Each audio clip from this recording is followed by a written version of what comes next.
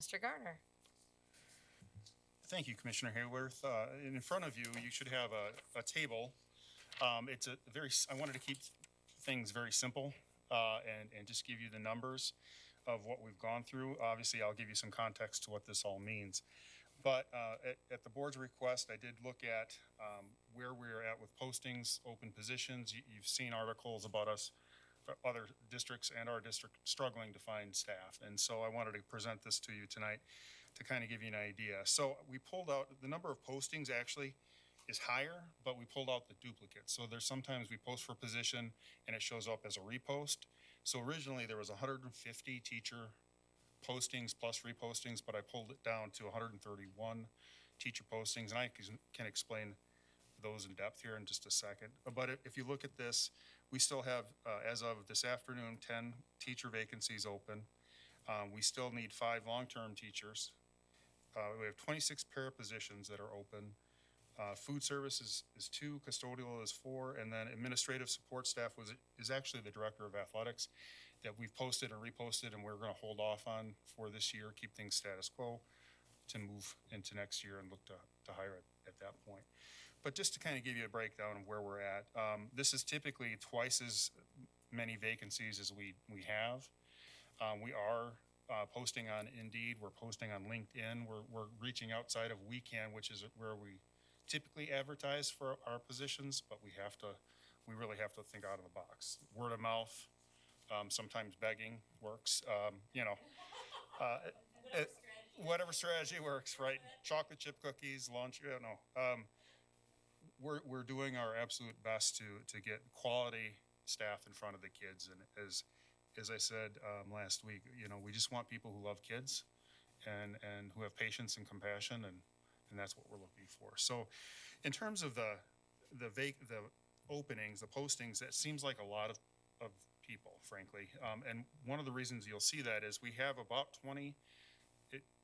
26 positions that are dedicated just to ESSER that we added in and are looking to post for. It's post staffing plan. There's been 20 added. 19 added. We had 6 built into the plan itself. And so that's kind of where you're seeing a lot more vacancies than what would normally be. In addition, we had 16 retirements last year, which is right on average, but you have to account for those as well. So I did check our retirement history, and it's right about the average. It was 27 a couple years ago, 12 before that. So it's right in kind of the middle of things. So that's kind of our update in terms of the posting pieces and the number of positions we have filled. But I do want to say that this table represents a lot of people working hard to get quality staff in the district. Each one of these hired vacancies was hours of time for interviews, was hours of time for trying to recruit, was hours of time trying to process into Skyward all the different pieces that we have to make sure that the employees get what they need. So I want to thank Bree Moran and Michelle Call for their hard work and dedication when you're dealing with 1,600 staff. With 2 people, it's quite the load. And so I want to give them credit, but also the principals and the staff that are involved in all the interviewing. So that's kind of where we're at with the hiring summary. In terms of the subs, I did take a look at that. We currently have 119 subs that are active in Skyward, and that is right around where we've been over the last few years. We were up to 125 last year. The year before it was 117. So we're right there. My hope is that, I pray that people are willing to get into the classrooms this year, given vaccination statuses and masks. That's really going to be helpful for them. It'll take away some of that fear so that they can get into the classrooms. In terms of the split I thought this might be an interesting little fact for you guys. Between middle and high schools and elementary postings, we have 67 at the middle and high, and we had it split 63 at the elementary. So it's almost right down the middle. So just an interesting little note for you. I don't have anything else in terms of, I didn't know if there's any more questions you might have that I can try to answer. Is there anything we can do to help you with the vacancies? You stated that you were doing things outside the box and posting on LinkedIn and Indeed. Do they make those come back to We Can. Yes, yes. But is there a way that, does the school district of Janesville have a LinkedIn page where we can share that on our professional networking? We can absolutely do that for you. Yeah, just You make it betcha. shareable so that, I have a professional LinkedIn page. I'd be more than happy to share that to help get the word out, to help fill those vacancies. And you'll see that too. We have some principals who actually put some of the postings on Facebook. That's the old way, right? We should probably put it on Snapchat and Twitter. So, Those new grads. yeah, right. So that's really where you get them. So, thank you. Ways that we can help spread the word to help you fill those vacancies. I know it just might be a minor thing, but sometimes it's those minor things that help close the gap a little bit quicker. Sure, it opens up the network. Absolutely. Thank you. Liz, anything that you wanted to add to it?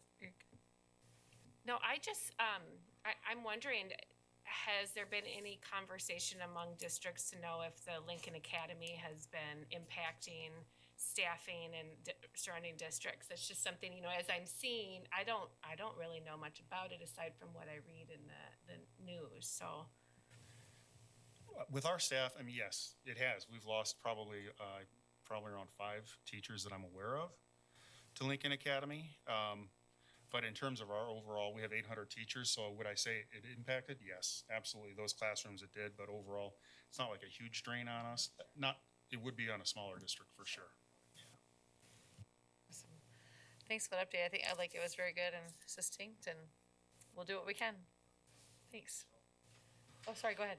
If I may, just as a kind of foreshadowing for the committee and the larger board, we're going to really deep dive into we do this pretty much every year, but we're really a deep dive into a market analysis for compensation and not just salary but other things as well, and be looking at some other maybe creative ways or strategies that the district hasn't maybe historically had to use to attract and retain staff, but probably in the market that we're in right now, we need to get out of the box and look at some things that maybe historically we have not. And so we will administratively be doing that and likely coming to the board at some point with some recommendations about how we move forward to be competitive in a hyper competitive employment market.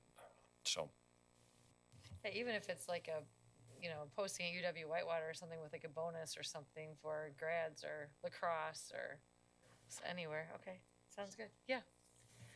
Just in thinking about what we've learned about the international program and how those students could be used, and also referencing the multicultural teacher scholarship, I'm wondering what our district can do to enhance recruitment among our graduating students and offering some kind of mentorship program for those students who have an early education. I know that I've seen things, but any way we can amp that up to entice them to come back to their community as someone that grew up in Janesville. And Right. It's a wonderful thing to be able to come back and be a part of your community and the district that helped to raise you.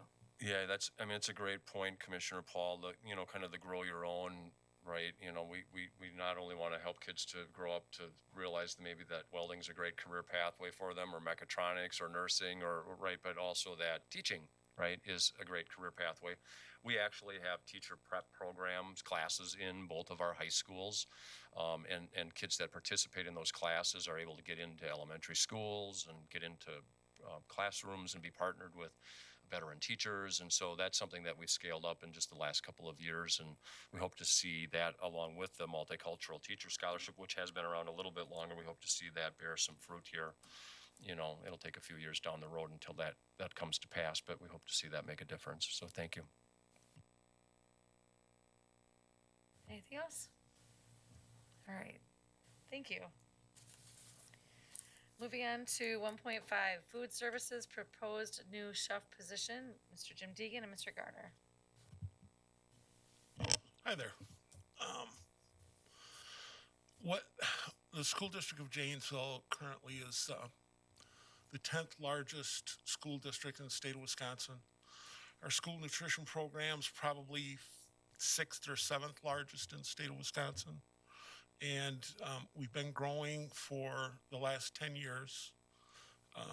And at the end of this year, I'm going to be retiring and we're looking at what we can do to sustain the program in years to come.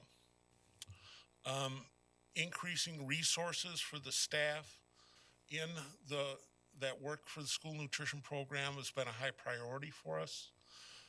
We added operations manager position last year to do that. And many of the districts in the state of Wisconsin and across the nation have moved forward with hiring chefs, district chefs to work for the program to help market, create better products for students to eat, offer a resource for staff, students to be able to grow and learn more about the fresh fruit and vegetable program, the farm to school program, which we take part in, and also school gardens, where there's a few schools in the district who have gardens. But develop recipes, help with training of staff in kitchens, and also be able to help monitor equipment to make sure the equipment's being used properly so that we can enhance the quality of food that we're providing for students. Our program continues to grow. Enrollments declined a little bit over the last few years, and I think we're sitting in a real positive position right now economically. The program can afford to pay for this position on a continuing basis.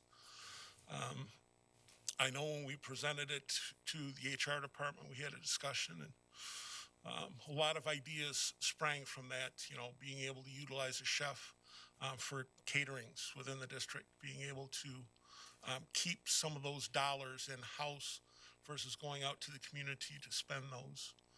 I think we can provide the same service at a much more affordable rate for the district. So I think over time, a position like that, I think will enhance the value of the district and the school nutrition program. Anything you'd add, Mr. Garner? No, Jim and I met with Dan a couple weeks, probably 3 weeks ago, and Jim made this proposal. I said, absolutely, let's bring it to PPC and get it to the board and hopefully get it approved so that we can move forward with this plan. I'm Yeah. very sad to see Mr. Deegan. I'm very happy for him, but I'm very sad to see him retire at the end of the year. He's been such a huge asset to Janesville and our community, so. Agreed. Yeah, I think the memo is really good. I think it outlines, the costs and how well financially the program's been running, and then that this position's funded within that budget already, so it's not an extra expense. And I think that the job description also was very well done, and it's very clear, and I think it's going to be a great use of another resource. I think that'll be a good value add to the department. I have no concerns. Anything you guys would add? Well, first, congratulations on your future retirement, but my first question is have you cloned yourself yet? No, I'm no. Then you're not we're allowed doing to leave. That. No, there's discussions. This is one of those things where I've got 2 daughters. I've got a wife. I'm going to have a grandbaby in Texas at the end of the year. And both my daughters live in Texas, one in Fort Worth, one in Houston. So logistically, I'm outnumbered. There's no way I could stay. But, this is the type of position that you can still provide support on a remote basis. This program has meant a lot to me. The people, the staff, I've developed a lot of good relationships with them, a lot of good relationships within the school district of Janesville. And you're going to get tired after playing golf every day for a long period of time. You're going to want to do other things. So. Well, congratulations again on your upcoming retirement, but also thank you for all the years of service and what you've done for that program. I don't want it to be remiss without that saying. So Well, thank you very much. Thank you very much. I would say that Mr. Deegan has really done a good job of planning and anticipating on this. It's not like it's 2 weeks away and there's no plan. He's been working diligently. He's got Liz Liedel as his basically his second in command, and then we've got Nadine Rohr, who also is part of this plan, so along with the chef, that'll make it hopefully, we won't miss them as much as we think we will, so. What is the market like for hiring this position, do you think? And, after just going through how hard it is to fill this table? So the restaurant industries, competition, catering, hotels, and in looking at the influx of chefs, trained chefs Yeah. into school nutrition programs, there's a high number, and it seemed all the other directors I've spoken with, they haven't had any difficulty finding a chef. People like to be able to move into this schedule, having weekends off, not having to work nights. Yeah. All of those things. And, they just, we're kind of passionate in what we do in school nutrition. And I think chefs notice that and want to be a part of that. When you realize that you're feeding the children and future leaders, and it's a much more fulfilling career in taking that path. And remember, you have Blackhawk Technical College's Right. culinary arts program Right. that they can glean from Right, too. right. So do we need action, or is this going to go to the full board and consent maybe? I want you to have every opportunity to get the right person that's just as passionate as you guys, and I want, get this out as soon as we can. Yeah, with your blessing, we'll just move it to the next board meeting. We can put it on consent, or we can actually highlight it at a regular board meeting, whatever President Myers and Superintendent Bufall would like. So then you wouldn't have it a 10-1 or 9-1 start date. We can change that. We're Oh, flexible. good. Yeah, right. Yeah. I just, And all of this planning process too, I was looking at October or November as start dates. The person walking into the job will have credentials that will make it easy to communicate and cover everything. I think the breadth or the size of 17 kitchens might be something for them. That'll probably be the most difficult part of the transition. And then the language. We talk funny language, so a meat alternate is not what you think it is, but. oh gosh. I don't want to know. Probably don't want to know. Yeah, go ahead. Question. Congratulations and thank you for the work that you've done for our district and continue to do. I just have a question. So this is going to be in addition to your position as it currently exists, correct? Correct. Okay, so, and then you're planning a retirement. Yes. So I just I'm just for my own curiosity, just thinking how the program will,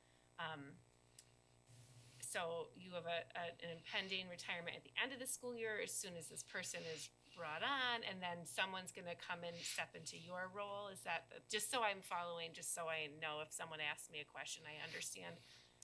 So a timeline for me, it's Christmas, the end of December.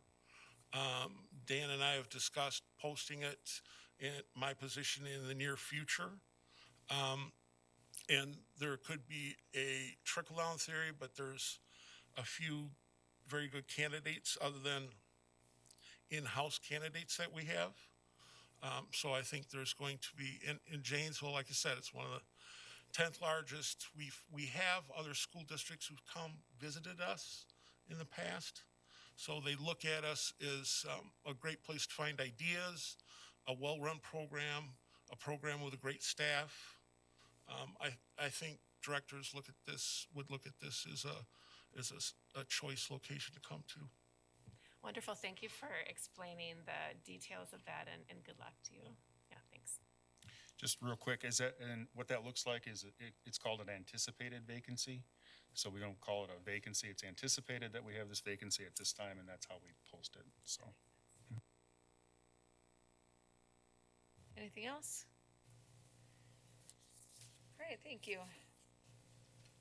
Moving on to 1.6, Professional Development Review by Allison DeGraff. Dr. DeGraff.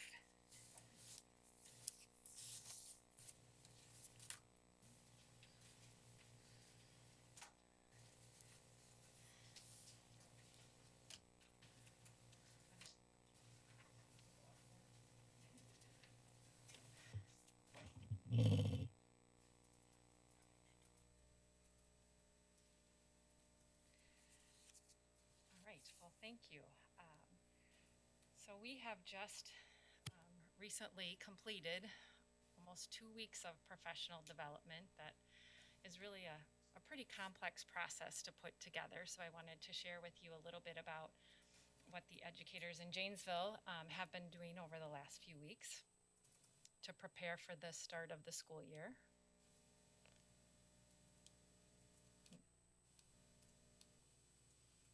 Or maybe not. There. So really, as I mentioned, it's kind of a complex process and it involves multiple departments. And so the Learning and Innovation Department and all of our Director of Secondary and coordinators are a really important part of this process as they're looking at each of their content areas and planning professional learning around those content areas. Human Resources Department supports the process with determining, we really have to determine optional work days, teacher work days, paraprofessional work days, so they help with important aspects of the calendar as well.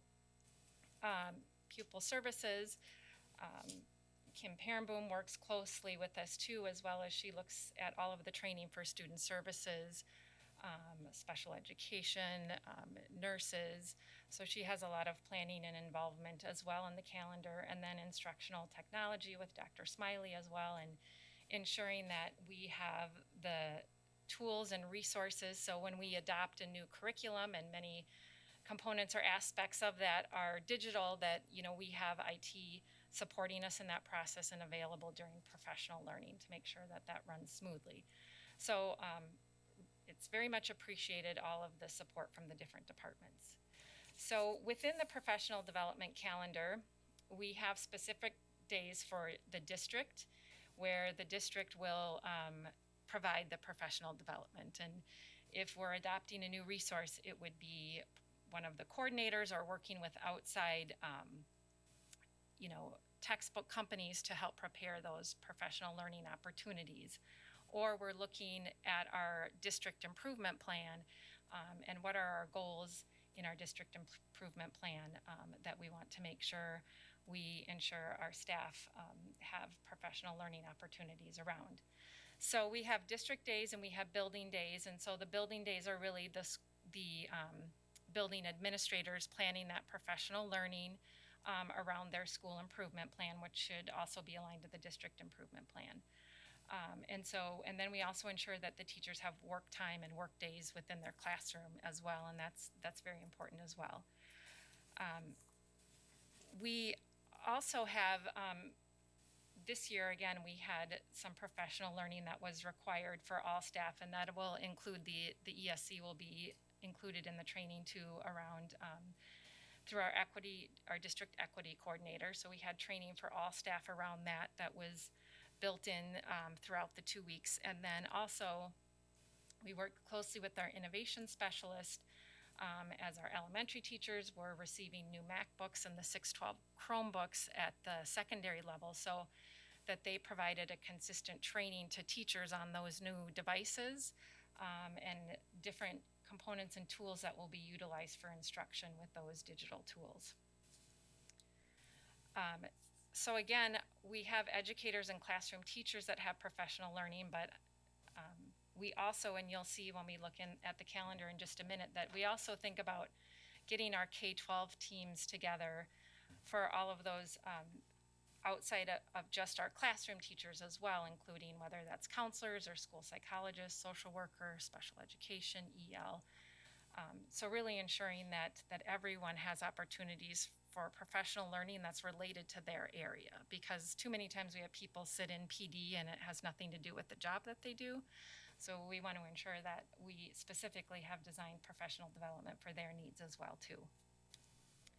So as we look at what did we focus and target on for professional learning. So if you look at just the top August calendar and just look at some highlights, even before August 17th, when we officially came back as an optional teacher work day, we were meeting with the principals all throughout the summer, but really August 10th was our big kickoff with principals as well, and talking about the specific goals for the district as well throughout the school year. We also have a big kickoff. We had almost 100 new teachers as well that were able to attend that Thursday. And Scott and I work with doing professional learning and orientation for our new teachers as well on that day. And then they have a second day where they're in their building with their administrator and mentor. And then the new teachers are also attend on the optional workday. So they receive training on the new resources. So for example, any elementary teacher that's new that missed all of the training last year on bridges had training on that day, or the new high school English resource training was on that day. So ensuring that that onboarding process is happening for new teachers coming in. So then throughout the rest of the calendar, it's really that balance between district professional learning, building professional learning, and some work time. So if you look at this document that lays out day by day, and I won't talk about each thing specifically in here, I'll give you a short overview and then again highlight what we talked about at each different level. So as I mentioned, Tuesday, August 17th is really related. It was an optional teacher workday. So anyone that attended would have work time unless you were a new teacher, and that lists all the different trainings we did for new teachers on that day. If you look at Wednesday, August 18th, that was a district day. So we really tried to balance and make sure that elementary and secondary all had the same number of district days and building days and work days.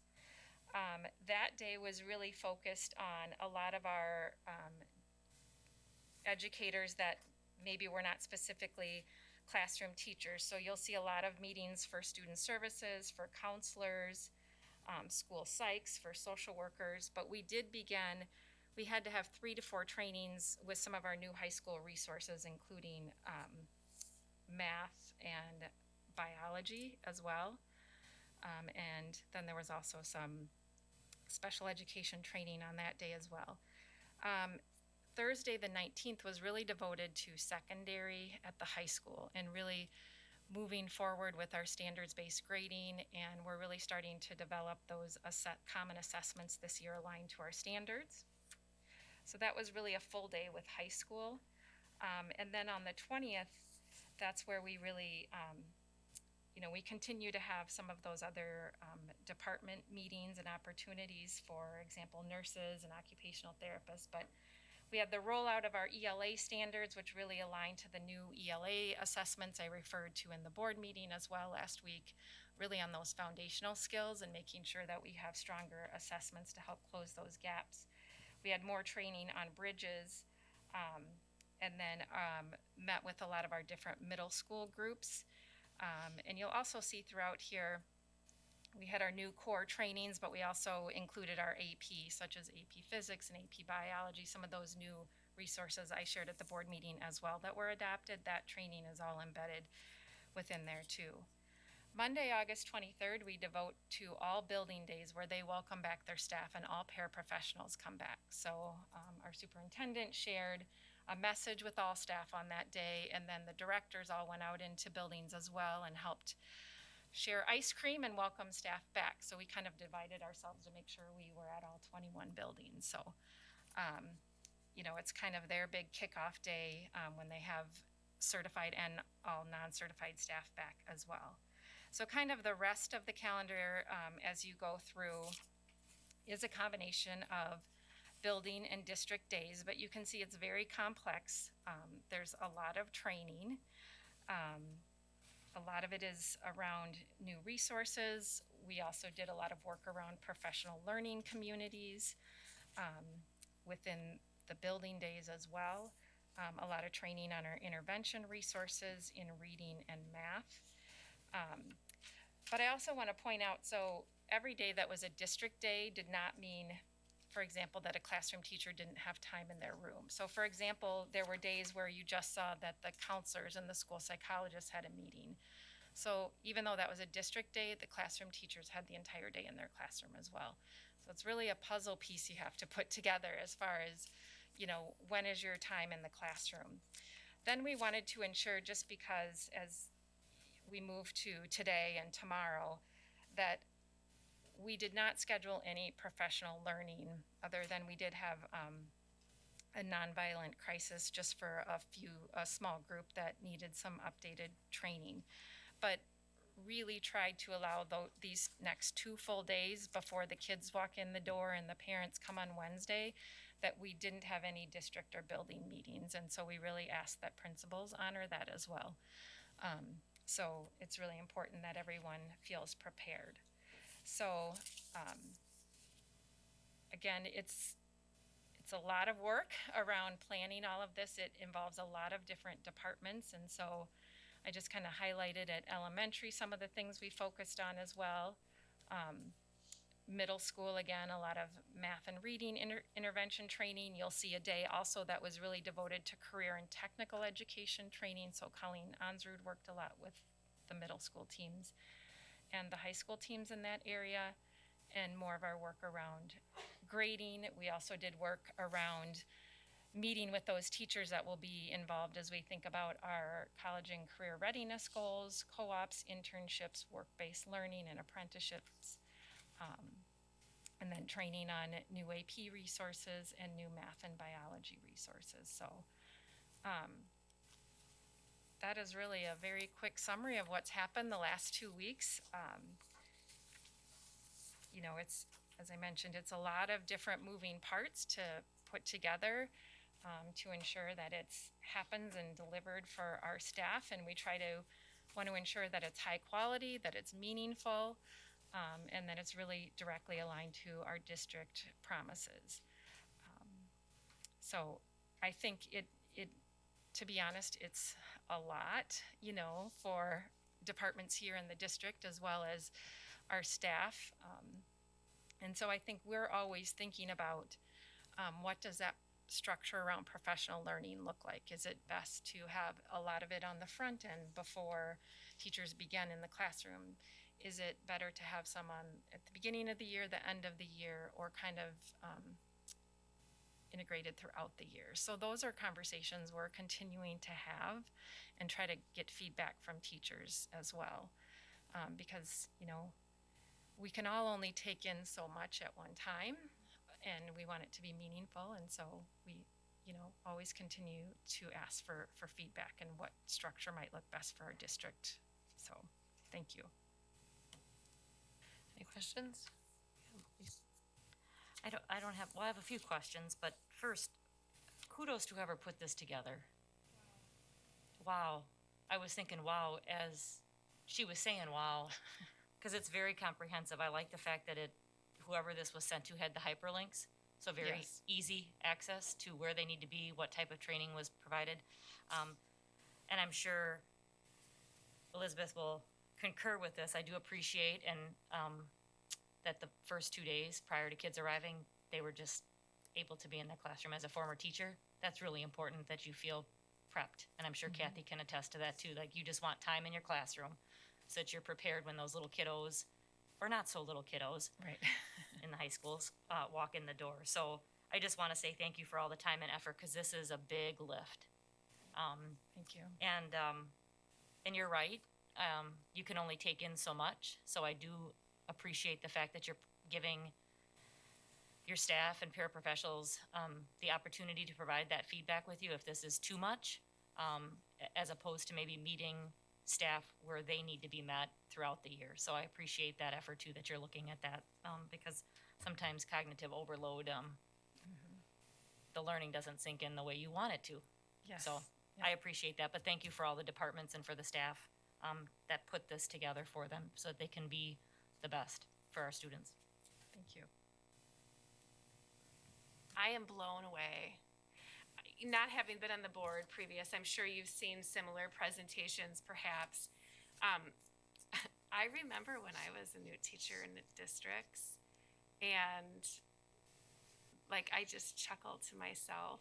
I probably had a little orientation on insurance and maybe a few protocols. And of course, this was a long time ago. This is not and it was not the school district of Janesville, FYI.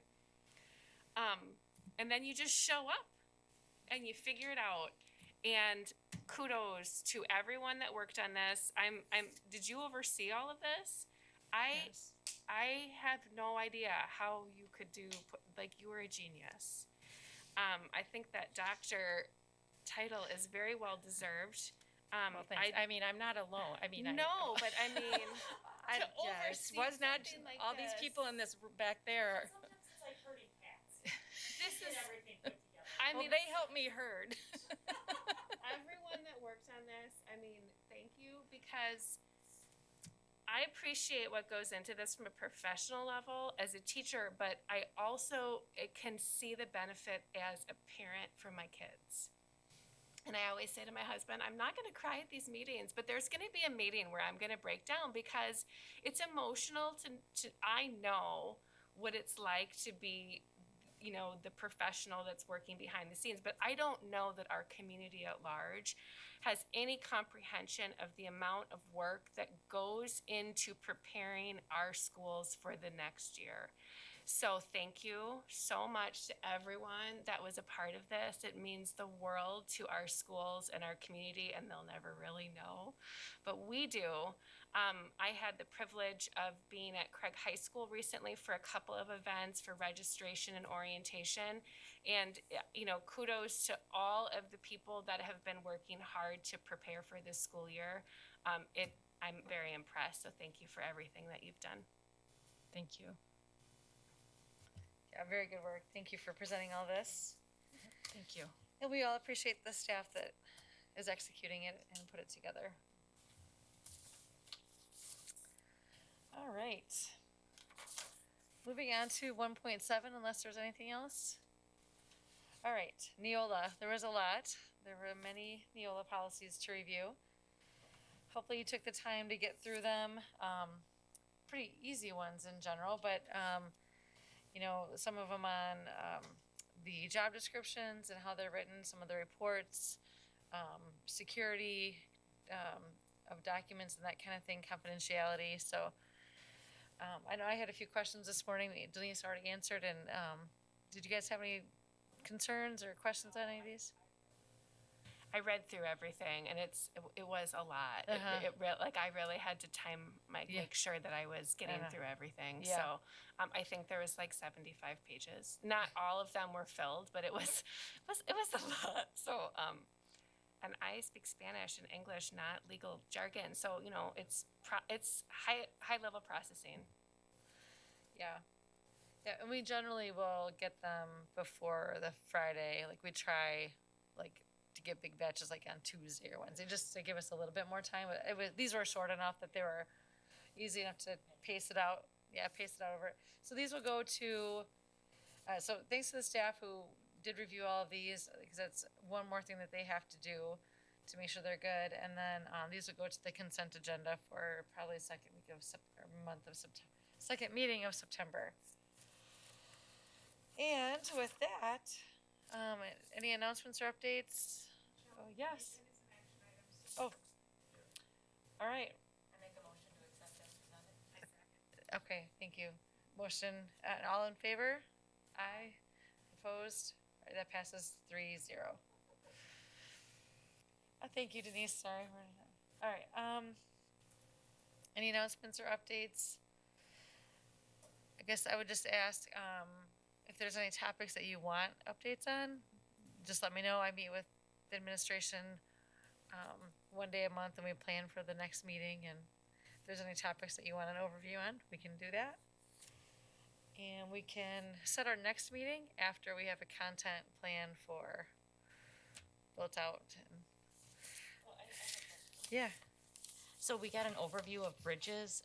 The high school got a new adoption. Was that AP? What? We had English. English? We did that one. We did. Okay. Are there any upcoming ones that might be of interest to us? Reading. Or sorry, Yeah, call it Allison. we're in the process of, we're doing a pilot, so with our elementary reading. Okay. So that's in a pilot year to be adopted next year. Okay. High school biology too, Okay. and yes, we have some new math resources as well. Okay. So yeah, we definitely have some resources that we Yeah. can share with you. Just whatever applicable with the whole timing and the cycle of where you are with each one of those adoptions, if those might be topics that we could get an overview on. Not long, just an overview, that would be great. Yeah, definitely. We're really trying to I know it's a big lift, each one of those adoptions. Yes, yes. You know, have around a 6-year cycle for each of those content areas, core content areas specifically. And it may not mean at 6 years we adopt a new one, but at least review it closely to determine whether it's still the best resource meeting our needs, or if we do need to look at another resource. So. Okay, thank you.